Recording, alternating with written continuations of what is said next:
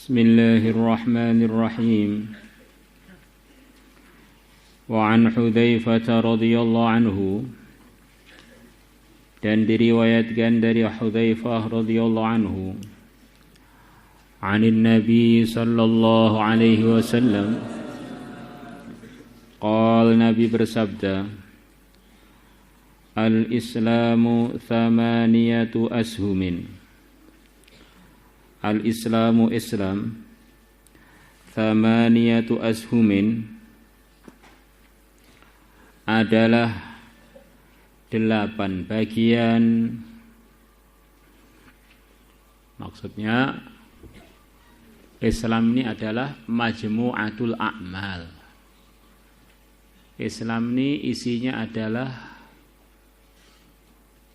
kumpulan amal. Yang mana di sini ini disebutkan kumpulan dari 5 bagian, 8 bagian. Disebutkan di dalam kitab Al-Manhal Al-Latif,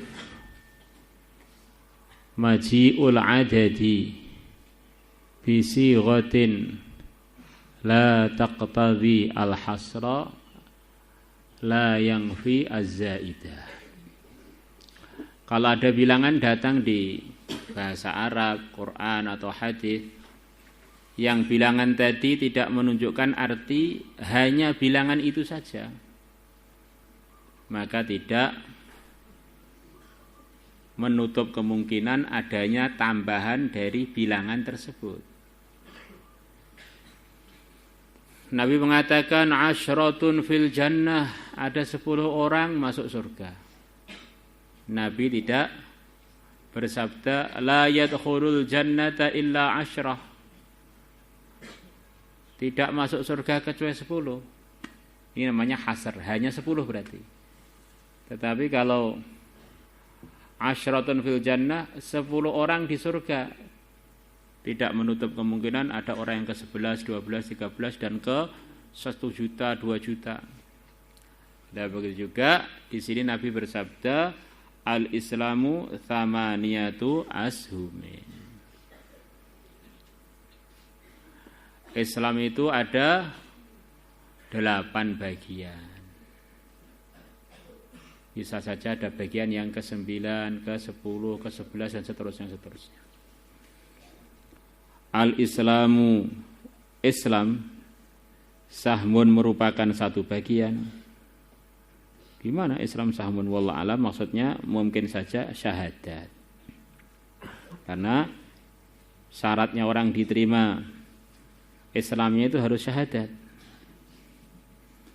Wassalatu, dan salat sahmun adalah bagian dari Islam. Wazakatu, dan zakat sahmun adalah bagian dari Islam.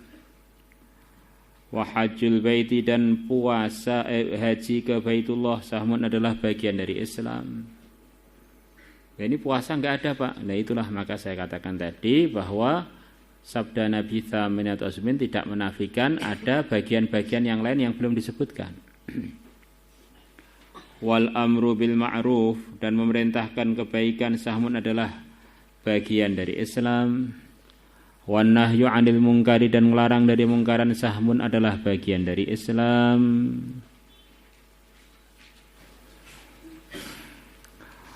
Wal jihadu fi sabilillah, dan berjuang di jalannya Allah sahmun adalah bagian dari Islam. Wa qad khaba, dan sungguh telah merugi man orang la sahmalahu, yang dia tidak punya bagian. Berjuang juga tidak, nahi mungkar juga tidak, amar ma'ruf juga tidak, haji juga tidak, zakat juga tidak, salat juga tidak, Islam pun juga tidak. Sudah karek neraka nih.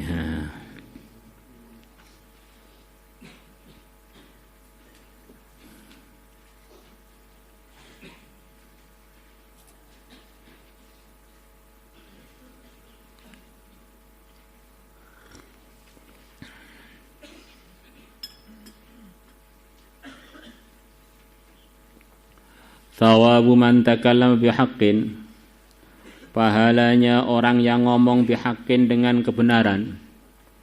inda sultanin yukhsha, di dekatnya penguasa yang ditakuti.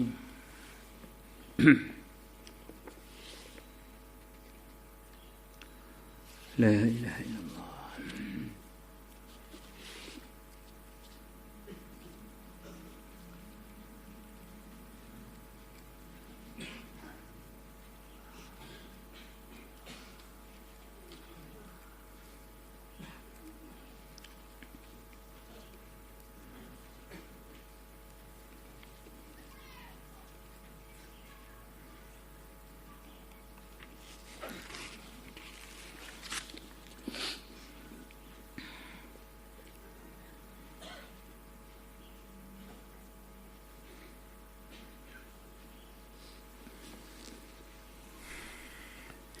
Jadi penguasa itu ada yang tipe-tipenya macam-macam. Ada penguasa yang menakutkan, orang macam-macam bisa lepas kepalanya, lepas nyawanya. Ada sultan yang terkenal adil, maka orang mau usul, mau ngomong yang benar di depan penguasa tadi ya berani-berani aja. Dan ini pahalanya orang yang berbicara perkara yang benar di depan penguasa yang ditakuti kezalimannya, maksudnya. Yang mana resiko dia ini bisa lepas nyawanya ini. Minimal dikucilkan atau diburu-buru. Tapi jangan disalahpahami bahwa ini meninggalkan cara yang hikmah. Karena tidak ada penguasa mungkin dalam sejarah Quran yang diterangkan dengan jelas kezalimannya melebihi Fir'aun. Kezalimannya sampai bayi-bayi pun sudah didaftar mau disembelih. Bukan disembelih, sebelum disembelih sudah didaftar. Pokoknya nanti yang laki-laki data semua ya, sembelih semua.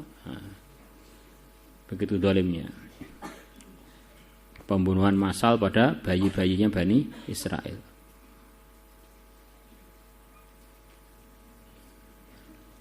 Itu Nabi Musa diperintah oleh Allah untuk menyampaikan kebenaran di depannya Fir'aun dengan lembut kata. Faqula lahu qawlan layyina. Maka sistem dakwah itu asasnya adalah kelembutan.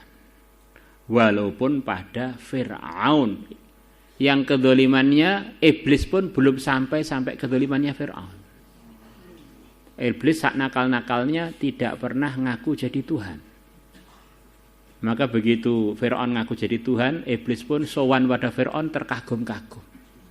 Kamu tuh kok luar biasa ya, punya ide saya pun gak berani loh.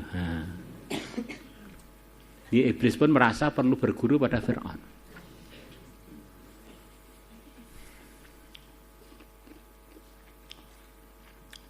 Maka dakwah dengan cara mencaci, dakwah dengan cara ngolok-ngolok itu bukan dakwah, golek mareman. Itu cari kepuasan biar mulutnya gantinya sambel, gantinya nyaci orang gitu aja. Maka ada seorang dai datang ke seorang penguasa, kalau nggak salah dari Bani Abbasiyah. Dia ngomong begitu kasar pada raja tadi. Maka raja tidak bilang, kenapa kamu kok ngomong dengan saya kasar? Saya ingin mendapatkan fadilah hadis.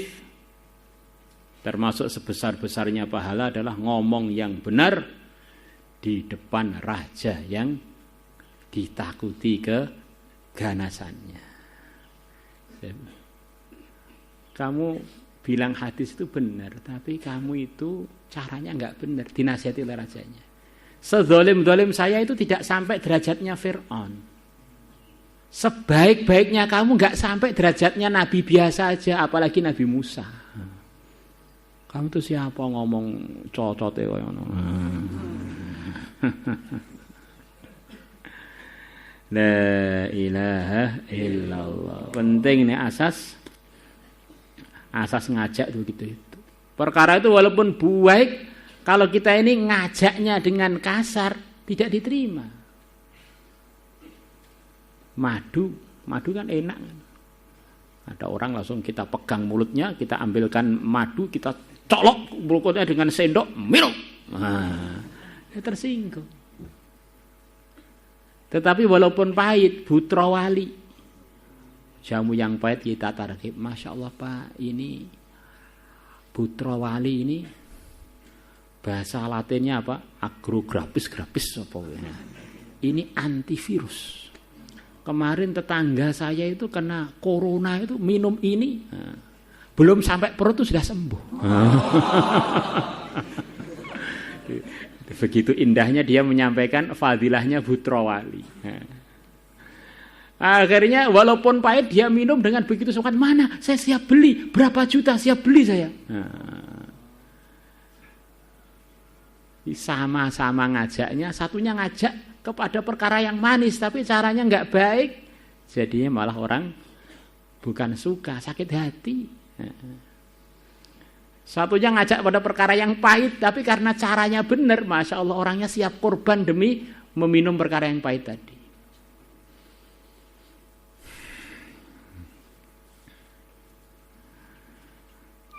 Dalam sebuah mafhum hadis, innallaha la yu'ti billini ma la yu'ti bil unfi au kama ja'a fil hadis. Sesungguhnya Allah sungguh akan memberi dengan sebab kelembutan perkara yang tidak Allah berikan dengan perkara yang kasar, dengan kekasaran. Orang itu dengan istrinya, qabiltu nikahaha wa tazwijaha bil mahril madhkur. Ketemu istrinya, ngobrol-ngobrol, guyon-guyon. Akhirnya istrinya senang. Begitu senang, semuanya diberikan. Tetapi kalau orang ini begitu qabiltu langsung ditubur, ini suami saya ini harimau apa manusia?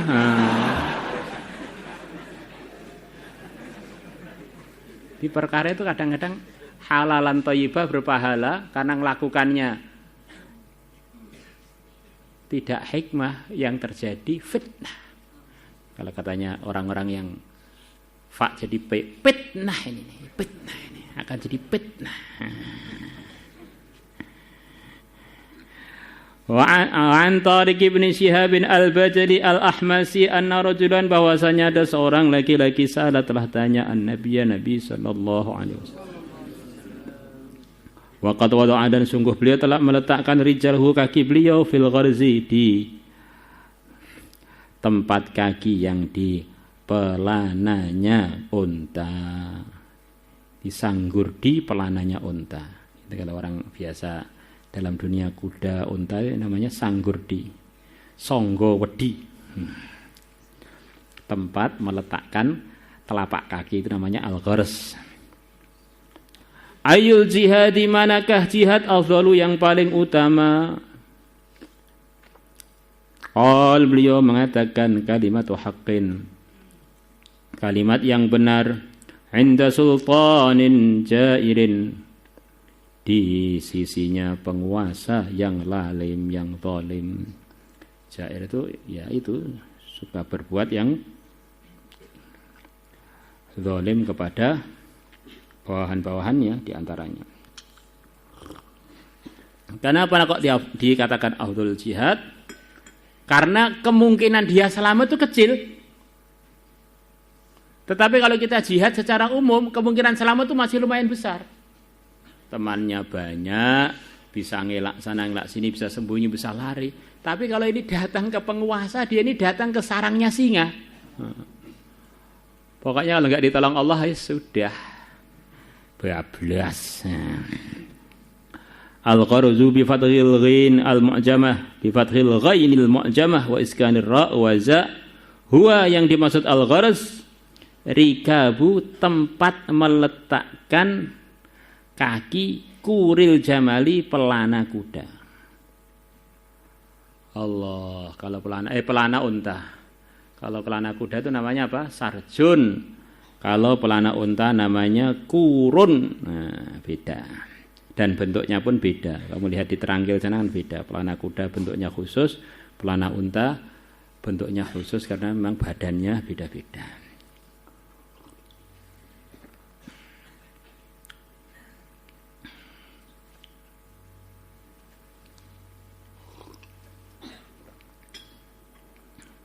Wa an Abi Umamah radhiyallahu anhu qala arada telah datang li Rasulillah sallallahu alaihi wasallam.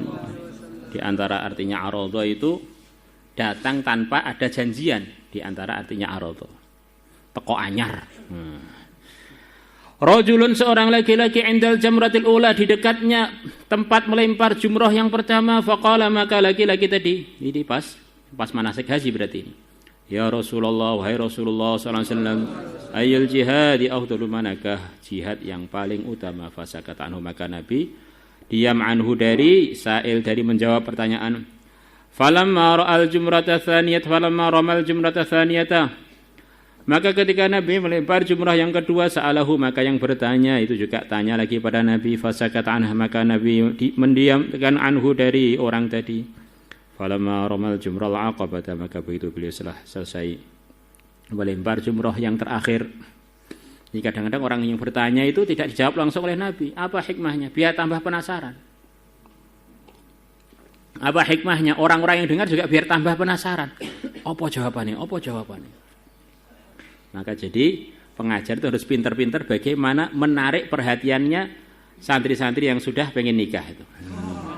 Biar masih bisa mikir lagi, masih bisa senyum lagi, masih bisa mikir yang kaitannya dengan ngaji lagi.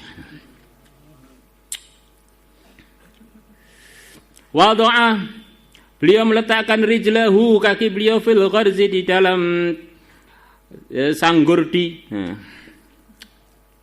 Kalau orang enggak biasa di perkudaan, opo sanggurdi, malah belajar kudaran.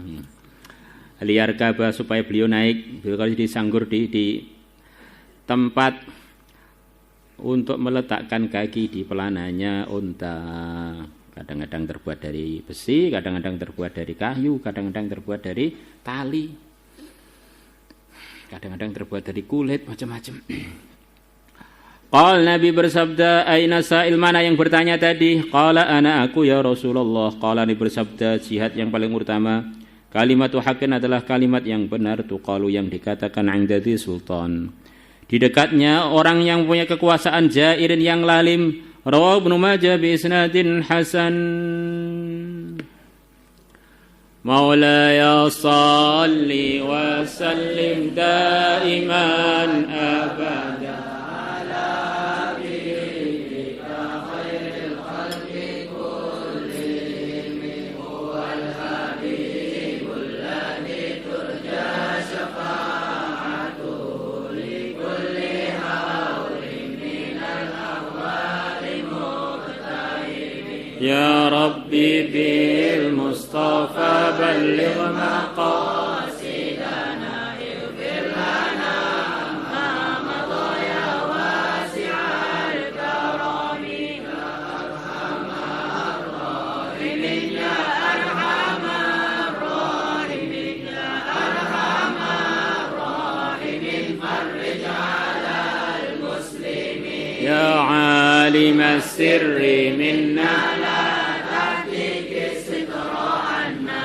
wa 'afina wa'fu anna wa kullana haitsu kunna naruddu bikal a'da'a min kulli wijhatin wa bil ismi narmihim minal mu'di bisyatat fa anta rajaiya ilahi wa sayyidi fafaril juyusharil adawati usmirat wa summa wa abkim summa ani aduwana wa harisumu yadal jalali bihaqsamat li khamsatun utfi biha arrol wabail hatimah al-Mustafa wal Murtada wa abnahuma wal Fatimah. Salatullah salamullah ala taha rasulillah. Salatullah salamullah ala yasin habibillah. Tawassalna bihi